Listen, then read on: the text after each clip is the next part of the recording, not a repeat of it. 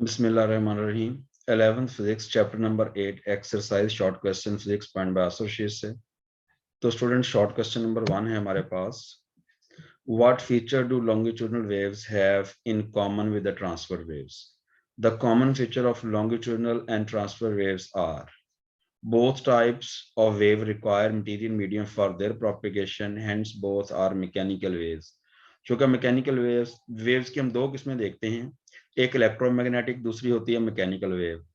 तो लॉन्गिट्यूडनल और transfer wave दोनों को पास आउट होने के लिए, गुजरने के लिए मीडियम की जरूरत होती है, लिहाजा दोनों की दोनों जो है वो मैकेनिकल वेव होंगी। नेक्स्ट पॉइंट है both type of waves transport energy from one point two another point. जैसा कि साउंड वेव्स है वो भी एनर्जी ट्रांसपोर्ट करती हैं, वाटर वेव्स है वो भी एनर्जी ट्रांसपोर्ट करती हैं। तो वाटर वेव्स जो हैं वो ट्रांसफर इन नेचर हैं और साउंड वेव्स जो हैं वो आपके पास लॉन्गिट्यूडनल नेचर हैं। दोनों तरह की वेव एनर्जी को ट्रांसपोर्ट कर रही होती हैं, लेकिन उसके साथ मैटर को मुंतकिल नहीं करती। तीसरा पॉइंट है in both type of waves relation between frequency wavelength speed of wave is given by v is equal to f lambda. मतलब ये रिलेशन आपका ट्रांसफर वेव के लिए भी करेक्ट माना जाएगा और लॉन्गिट्यूडनल वेव के लिए भी रिलेशन आपका करेक्ट माना जाएगा। Wave shows reflection, refraction and diffraction. Purely दोनों जो वेव्स हैं हमारे पास, चाहे ट्रांसफर हो चाहे लॉन्गिट्यूडनल हो, दोनों की दोनों वेव रिफ्लेक्शन और हमारे पास रिफ्रैक्शन और डायफ्रैक्शन के फिनोमेना को दोनों के अंदर ही हम रीड कर सकते हैं। तो ये स्टूडेंट हमारे पास कॉमन फीचर हैं। दोनों मैकेनिकल वेव होती हैं और दोनों के अंदर एनर्जी ट्रांसपोर्ट होती है one place to another place, but matter transport नहीं हो रहा होता। और उसके बाद हमारे पास दोनों वेव जो है v is equal to f lambda के रिलेशन को फॉलो करती हैं।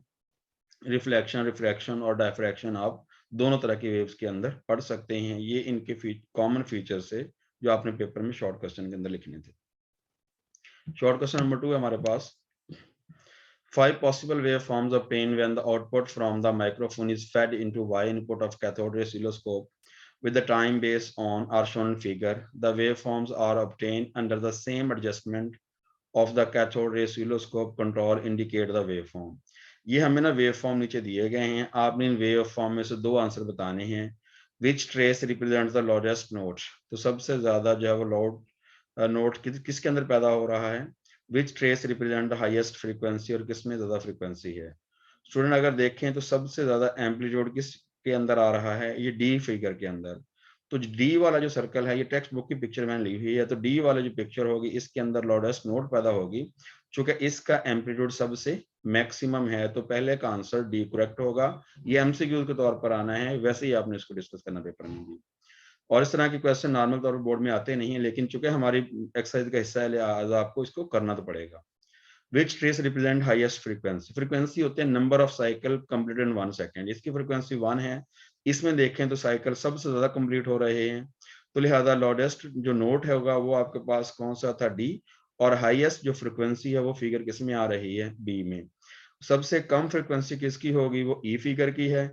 और उसके बाद अगर देखा जाए तो इसमें नंबर ऑफ लूप सबसे कम जो है वो ई के हैं, और सबसे ज्यादा नंबर ऑफ लूप्स कंप्लीट हो रहे हैं इस गिवन टाइम के अंदर, वो बी फिगर के अंदर हैं। तो बी जो आपका ट्रैक है या ट्रेस है, ये हमारे पास देगा आपको maximum number of oscillation complete in 1 second. तो इसके अंदर बीटा जो है वो करेक्ट होगा। हाईएस्ट फ्रीक्वेंसी जो है वो बी फिगर के अंदर आपको नजर आ रही है, जो सर्कल बी में है इसमें आपके पास हाईएस्ट फ्रीक्वेंसी होगी। ये एमसीक्यूज टाइप है, इसको एमसीक्यूज टाइप के तौर पे डिस्कस करना पेपर में आपने। नेक्स्ट शॉर्ट क्वेश्चन 8.3 है। Is it possible for two identical waves traveling in the same direction along the string give rise to a stationary waves?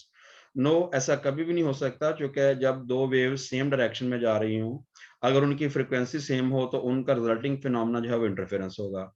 अगर दो वेव सेम डायरेक्शन में जा रही हो, उनके अंदर जो फ्रीक्वेंसी का डिफरेंस हो लेकिन डायरेक्शन उनकी सेम हो, तो वो आपको देती हैं बीट्स। तो ये कह रहा है कि अगर दो आइडेंटिकल वेव्स हैं सेम डायरेक्शन में जाएंगी तो स्टेशनरी वेव पैदा हो सकती है। इसका आंसर होगा no. Stationary waves because only are produced when two waves having the same frequency but travelling in the opposite direction, that's why it is impossible.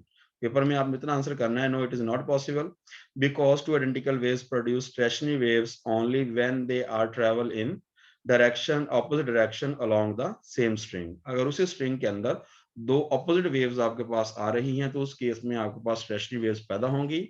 अगर वेव सेम डायरेक्शन में जाएंगी तो या तो वो इंटरफेरेंस का फिनोमेना देंगी या बीट्स का। अगर सेम फ्रीक्वेंसी वाली वेव सेम डायरेक्शन में जाएंगी तो इंटरफेरेंस है। अगर डिफरेंट फ्रिक्वेंसी वाली वेव उसी स्ट्रिंग में जाएंगी तो उस फिनोमेना को आप क्या कहेंगे, वो हमारे पास जो होगा वो बीट्स का फिनोमेना होगा। तो स्टेशनरी वेव उस वक्त पैदा होती हैं जब दो वेव की फ्रिक्वेंसी सेम हो, स्ट्रिंग सेम हो, लेकिन डायरेक्शन अपोजिट होती है, तब स्टेशनरी वेव प्रोड्यूस होती हैं। ये जो बी फिगर है इसके नीचे वाला देखिए तो इसके अंदर ये जो एक वेव ये वाली मानी, ये एक वाली, ये दोनों मिलकर जो दे रही हैं, यहाँ पे जो शक्ल नजर आ रही है, तो ये हमारे पास ट्रांसफर स्टेशनरी वेव्स की फिगर है। तो इसके अंदर दो वेव्स अपोजिट डायरेक्शन में मूव करके इस तरह की स्टेशनरी वेव्स प्रोड्यूस करती हैं। ये क्वेश्चन नंबर था 3। 4 देखिएगा। A wave is produced along the stretched string, but sum of particles shows permanent zero displacement. What type of the waves? तो स्टूडेंट ये कौन सी होंगी, ये हमारे पास ट्रांसफर स्टेशनरी वेव्स होती हैं। जो पॉइंट जीरो डिस्प्लेसमेंट पे होते हैं उनको आप नोड कहते हैं, और जो पॉइंट्स मैक्सिमम डिस्प्लेसमेंट पे होते हैं वो हमारे पास एंटी नोड्स होते हैं। This is the transverse stationary waves of some particle of the medium permit show zero displacement. These points are called nodes। ये क्वेश्चन नंबर 8 का आंसर इतना कर लेना है। तो ऐसी वेव्स जिनके अंदर जो जीरो डिस्प्लेसमेंट हमें मिल रही होती है उनको हम नोड्स कहते हैं और ट्रांसफर स्टेशनरी वेव्स होती हैं। नेक्स्ट शॉर्ट क्वेश्चन नंबर 8.5 है। Explain the term crust, trough, nodes and anti nodes. तो स्टूडेंट पहले हम देखेंगे इसके अंदर क्रस्ट क्या होगा, the portion of transfer waves above the mean level. जैसा कि आपको नजर आ रहा है ना, ये पोर्शन है, और ये वेव के जो है हॉरिजॉन्टल लाइन, इसको हम कहते हैं मीन लेवल, इक्विलिब्रियम पोजीशन या रेस्ट पोजीशन। जिस इक्विलिब्रियम के ऊपर वाला पोर्शन होता है उसको हम क्रस्ट कहते हैं, जिस इक्विलिब्रियम के नीचे वाला पोर्शन होता है उसको हम ट्रफ कहते हैं, और जिस पर परमानेंटली जीरो डिस्प्लेसमेंट होगा वो कौन से होते हैं, नोड्स। जिनके ऊपर मैक्सिमम डिस्प्लेसमेंट मिलेगा वो हमारे क्या होंगे, एंटी नोड्स। स्टूडेंट ये मैंने पॉइंट्स बना के लिख दिए हैं, इसको आप एज इट कर सकते हैं। Portion of transfer waves above the mean level are called crust. The portion of transfer waves below the mean level equilibrium position is called trough. Up level crust, नीचे वाला trough. Transfer stationary waves, the portion of zero displacement are known as nodes. इस diagram बेशक आप देख सकते हैं, इसको थोड़ा सा एम्पलीफाई कर देता हूँ इसको। इसमें देखें आप कि वो पॉइंट जिस जगह पे मैक्सिमम डिस्प्लेसमेंट है वो हमारे नोड्स हैं, और जिन पॉइंट पर जीरो डिस्प्लेसमेंट है वो हमारे क्या होंगे, एंटी नोड्स कहलाते हैं। इस तरह आप नोड्स और एंटी नोड को एक्सप्लेन कर सकते हैं। इस फिगर में जो डी और ये डी पॉइंट है ये नोड को रिप्रेजेंट कर रहा है, ए वाला जो है वो एंटी नोड को है, बी अगेन आपका नोड है, ई अगेन आपके पास एंटी नोड होगा, एफ भी एंटी नोड है, सी कौन सा होगा, नोड्स। इस तरह मैंने यहाँ पे डायग्राम के अंदर आपको नोड्स और एंटी नोड में फर्क बताने की कोशिश की है। तो ए वाले को आप क्रस्ट कहेंगे, हिस्से को, एफ वाले को आप ट्रफ कहेंगे, और वो पॉइंट्स जिस जगह पे जीरो डिस्प्लेसमेंट, इस लाइन पर ये पॉइंट पे जीरो हो गया, ये पॉइंट पे जीरो परमानेंट डिस्प्लेसमेंट, यहाँ पे परमानेंट जीरो डिस्प्लेसमेंट, ये सारे के सारे नोड्स होंगे। ए जो है वो मेन पोजीशन से मैक्सिमम डिस्प्लेसमेंट पे है, एंटी नोड है, और ये वाला ई भी एंटी नोड है, एफ भी एंटी नोड है, जबकि डी, बी और सी ये हमारे पास कौन से होंगे, नोड्स, और ये परमानेंट जीरो डिस्प्लेसमेंट देते हैं। इस तरह बच्चों आप क्रस्ट को, ट्रफ को, नोड को, एंटी नोड को एक्सप्लेन कर सकते हैं। डायग्राम पेपर में लाजमी बनाइएगा, इस तरह का शॉर्ट क्वेश्चन आ जाए। 8.6 है। Why does sound travel faster in solid than in gases? Speed of sound in medium हमारे पास मॉडुलस वेलोसिटी के ऊपर और उसकी डेंसिटी के ऊपर डिपेंड करती है। तो उसके लिए मैंने फॉर्मूला लिखा है, v is equal to e over rho. In case of solid, e is taken as young modulus. Modulus of elasticity जो है वो young modulus मानते हैं in case of solid. While in case of हमारे पास gases, e is taken as bulk modulus. E को gases की form में bulk modulus मानना है, E को सॉलिड की फॉर्म में आपने यंग्स मॉडुलस मानना है। ये खैर इसका थोड़ी सी एक्स्ट्रा बात है, आप डायरेक्ट यहाँ से भी लिख सकते हैं, इस लाइन को लिखने के बाद यहाँ से डायरेक्ट भी लिख सकते हैं, लेकिन ये बेसिक कॉन्सेप्ट ये है। इस वजह से चूंकि इसमें भी वही फॉर्मूला हमारा यूज हो रहा है, E के ऊपर भी डिपेंड करता है, रॉ के ऊपर भी डिपेंड करता है, लेकिन ये जो दो पॉइंट है ना, एक इस केस के अंदर मॉडुलस ऑफ वेलोसिटी आपने यंग मॉडुलस के तौर पे कंसीडर करनी है, इस वक्त मॉडुलस ऑफ वेलोसिटी आपने बल्क मॉडुलस के अंदर कंसीडर करनी है। तो गैस के अंदर बल्क मॉडुलस, और ई जो है वो हम सॉलिड के अंदर यंग मॉडुलस के इक्वल मानते हैं। As we know that Young modulus of solid is much greater than the bulk modulus of gases. तो E for solid, modulus of velocity for solid is much greater than, दो दफा sign use किया है मैंने, इसको पढ़ना कैसे है, much greater then modulus of velocity for the gases.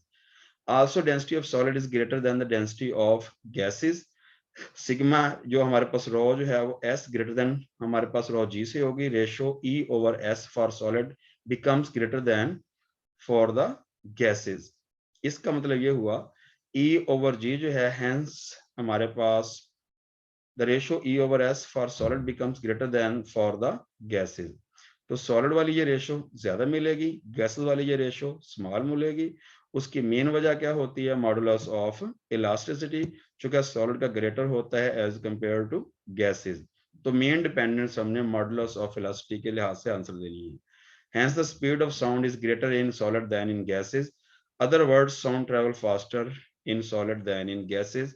उसकी रीजन आपको बेटा दोबारा मैं जस्टिफाई कर रहा हूँ कि E को मॉडुलस ऑफ इलास्टिसिटी को अगर सॉलिड की फॉर्म में लेना है तो यंग मॉडुलस के इक्वल लेना है, अगर गैसेस की स्टेट के अंदर लेना तो बल्क मॉडुलस के अंदर लेना है। Modulus of elasticity in case of solid is much greater then gases. That's why जो रेशियो होगी ES over raw is greater then क्या हो जाएगी? EG over raw. इसका मतलब ये आंसर बड़ा देगा, ये आंसर स्मॉलर देगा। हेंस हम कह सकते हैं speed of sound is greater in solid than in gases. Other words, sound travel faster in gases in solid than in gases. तो VS greater than VG, ये लाजमी लास्ट में लिख दीजिएगा। 8.7 है, How are beats useful in tuning a musical instrument? इंतहाई आसान तरीन है। पहले तो अपने beats को डिफाइन करना। beats क्या होती है? We know that the number of beats produced per second is equal to difference of two sounding bodies. Frequency bodies कह लें आप, sounding bodies कह लें, F of A minus F of B is equal to number of beats. For this purpose we take the standard instrument of non frequency, जिसकी frequency का आपको पता होता है, वो standard माना आपने। Second लेना है untuned एंड स्टैंडर्ड इंस्ट्रूमेंट को आपने दोनों को इकट्ठा चलाना है। पहले आपने एक स्टैंडर्ड मान लिया है और दूसरा हमने कौन सा लेना है? अनट्यून्ड। फिर दोनों को हमने इकट्ठी साउंडिंग करनी है, इकट्ठा उनके ऊपर हमने साउंड प्रोड्यूस करनी है। First, number of beats will produced to frequency difference between them. पहले आपको दोनों जो इंस्ट्रूमेंट है उनमें फ्रीक्वेंसी डिफरेंस की वजह से आवाज सुनाई देगी। मतलब एक इंस्ट्रूमेंट की और आवाज सुनाई दे रही होगी, एक इंस्ट्रूमेंट की और आवाज सुनाई दे रही होगी।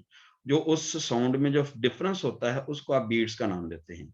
बीट्स का मतलब दो आवाज में फर्क फील होना, वो बीट्स कहलाता है। If both are adjusted till the frequency difference between them becomes 0, f of A minus f of B is equal to 0, then number of beats per second becomes 0. अगर दोनों इंस्ट्रूमेंट की frequency same हो गई, उस case में beats हमारी 0 हो जाती हैं। Then the number of beats per second becomes 0. Then due to resonance, untuned instrument can be tuned. तो रेजोनेंस में दोनों फ्रीक्वेंसी सेम हो जाती हैं, उस वक्त अनट्यून्ड इंस्ट्रूमेंट हम आपके पास ट्यून हो जाता है। In this way, beats are useful in tuning a musical instrument. Board के पॉइंट ऑफ व्यू से very very important short question है। इतनी लेंथ से कम आपने पेपर में इसको लिखना है अगर ये लॉन्ग शॉर्ट में आता है। Very very important. और ये भी याद रखना है कि कितनी बीट, कितनी काउंटिंग तक हम नंबर ऑफ बीट्स को रिकॉग्नाइज कर सकते हैं। लेस देन 10 होगी तो काउंट होगी बीट्स, अगर उससे ग्रेटर हो जाएगी तो बीट्स को रिकॉग्नाइज करना हमारे लिए मुश्किल होता है। ये भी एमसीक्यू याद रख लीजिए। 8.8 है, एमसीक्यू है ये बच्चों। When two notes of frequency f1 and f2 are sounded together, beats are found. If f1 greater than f2, what will be the frequency of beat? Find करनी है आपने। तो स्टूडेंट आपको अभी डिफाइन हमने किया था, beats are equal to frequency difference between two sounding bodies. जो दो sounding bodies है उनमें frequency difference को beats कहते हैं। तो इसका करेक्ट आंसर कौन सा होगा फिर? Third, f1 minus f2. Number of beats per second is equal difference between the frequencies of the tuning fork. तो फ्रीक्वेंसी डिफरेंस वाला एक ही आंसर नजर आ रहा है, वो आपके पास ऑप्शन नंबर कौन सी होगी? Third, that would be the correct answer. Student next question है 8.9। 8.9 के अंदर क्या है? As a result of distant explosion an observer senses the ground tremor and then hears the explosion, explain the time difference. Speed of sound is given by v is equal to E over rho. हमने पीछे भी discuss किया था, modulus of elasticity for solid is much greater than that of the gases. Sound travel faster in solid as compared to the gases. That's why we feel tremor first in earth, then we hear the sound, because sound traveling faster in the solid as compared to the gases. पहले हमें जमीन से sound की waves हम तक feel होंगी, जैसे थरथराहट feel होती है, और उसके बाद जब एयर में एक्सप्लोजन होगा तो हवा से जो आवाज आएगी वो हमें बाद में सुनाई देगी। इसकी मेन रीजन क्या होगा कि sound travel faster in solid than in gases. ये बच्चों इसका आंसर है जो हमने पहले भी डिस्कस कर चुके हैं। इसी डिस्कशन को दोबारा आप इसमें भी रीराइट कर सकते हैं। ये था 8.9। 8.10 है, explain why sound travel fast in warm air than in cold air. उसके लिए बच्चों हमने रिलेशन पढ़ा था effect of temperature, VT is equal to V naught plus 0.61 T। ये रिलेशन है जिसकी मदद से आप एक्सप्लेन कर सकते हैं कि जो टेम्परेचर का इफेक्ट होता है वो स्पीड ऑफ साउंड के ऊपर, इस तरह से इस रिलेशन से वेरीफाई करेंगे। 1 डिग्री राइज इन टेम्परेचर तो 0.6 टाइम जो है वो स्पीड बढ़ती है। तो जिस जिस तरह से टेम्परेचर बढ़ता जाएगा स्पीड ऑफ साउंड जो है वो हमारी बढ़ती जाती है। उसकी लॉजिकली तौर पर आंसर किस तरह से लिखेंगे, this relation shows that speed of sound in air is increases as temperature of air is increases because bulk modulus of warm air is greater than the cold air. अब यहाँ पे मैंने बल्क मॉडुलस यूज किया, Young modulus नहीं use किया, क्योंकि bulk modulus study करते हैं फॉर द गैसेज, या आपके एमडी कैट, कैट में इस तरह के एमसीक्यूज भी आ जाते हैं। That's why sound travel faster in warm air than in cold air। तो स्टूडेंट ये इसका पेट आंसर है, या आप इसको बी तरीके से ऐसे भी एक्सप्लेन कर सकते हैं, V is equal to gamma P over rho. तो आर नहीं है बच्चों, ये गैमा है यहाँ पे sign. This relation shows that speed inversely proportional to the density, V inversely to 1 over rho का अंडर रूट। चूंकि जब आप किसी भी चीज को हीट अप करते हैं तो हीट अप करने से उसका वॉल्यूम बढ़ता है, और वॉल्यूम जो है वो डेंसिटी के इनवर्स रिलेशन है। वॉल्यूम बढ़ने से डेंसिटी कम होती है, और डेंसिटी के कम होने से हमारी स्पीड जो है वो बढ़ जाएगी। इस तरीके से भी बच्चों आप इसका आंसर कर सकते हैं 8.10 का। 8.11 है, or should a sound source move with respect to observer so that the frequency of its sound does not change? According to Doppler effect, apparent change in frequency produced due to relative motion of source and observer। तो relative velocity जो उसकी apparent change in velocity होता है वो relative motion होती है source और observer के लिहाज से। रिलेटिव मोशन क्या होती है कि सोर्स ऑब्जर्वर एक तरफ एक दूसरे की तरफ जाएं, वो भी रिलेटिव मोशन है। अगर सोर्स रेस्ट पे ऑब्जर्वर जा रहा है वो भी रिलेटिव मोशन है। अगर दोनों से दूर जा रहे हैं वो भी उनकी रिलेटिव मोशन होती है। तो हम अपरेंट चेंज इन फ्रीक्वेंसी मानते हैं due to relative motion between source and the observer. If source and observer are move in such a way that relative velocity becomes zero, कि अगर एक बॉडी की दूसरी बॉडी के लिहाज से वेलोसिटी जीरो हो जाती है तो उसके लिहाज से फिर अपरेंट चेंज इन आपके पास वेलोसिटी है वो भी चेंज नहीं होगी, तो अपरेंट चेंज इन फ्रीक्वेंसी भी हम आपकी क्या आ जाएगी, zero. Apparent change in frequency है बच्चों, ये वेलोसिटी नहीं फ्रीक्वेंसी, टाइपिंग मिस्टेक होगी शायद, ठीक है ना। तो उसकी अपरेंट चेंज नहीं होगा क्योंकि उसकी वेलोसिटी जो है वो जीरो हो रही है, रिलेटिव वेलोसिटी जीरो हो जाएगी तो अपरेंट चेंज इन फ्रीक्वेंसी भी उसकी चेंज नहीं होगी। ये इसका आंसर है। इस आंसर को करने के बाद आप इसकी पेपर में एग्जांपल भी दे सकते हैं। if sound source and observer move with the same velocity along same direction या सेम स्ट्रेट लाइन में जा रहे हैं, एक बच्चा जो है वो आगे उसी मतलब उसके पास एक साउंड सिस्टम है, दूसरा बच्चा उसी स्पीड से उसके पीछे एक साउंड सिस्टम लेके जा रहा है, दोनों बॉडीज की रिलेटिव वेलोसिटी आपस में जीरो हो गई है। जब रिलेटिव वेलोसिटी जीरो होगी तो दोनों बॉडी के दरमियान जो अपरेंट चेंज है वो भी जीरो हो जाएगा। ये पहली एग्जांपल थी। सेकंड एग्जांपल है, if observer is at origin and source of sound is move along a circumference of the circle। Circumference कहते हैं उसकी बाउंड्री को। अगर हमारे पास ऑब्जर्वर सेंटर पे बैठा हुआ है और जो सोर्स है वो उसकी सर्कल की सर्कमफ्रेंस पे मूव कर रहा है, इस तरीके से भी रिलेटिव वेलोसिटी में आपके पास वो जीरो मानी जाएगी, और उसके लिहाज से फिर जो चेंज इन फ्रीक्वेंसी है वो भी जीरो होगा, there will be no change in frequency. इस तरह बच्चों आप इस शॉर्ट क्वेश्चन को बेहतरीन तरीके से बोर्ड में लिखेंगे तो पूरे 2 नंबर मिल जाएंगे। पहले आंसर करते हैं फिर उसकी एग्जाम्पल। सुन, अल्लाह हाफिज। Please like share and subscribe. जज़ाकल्लाह।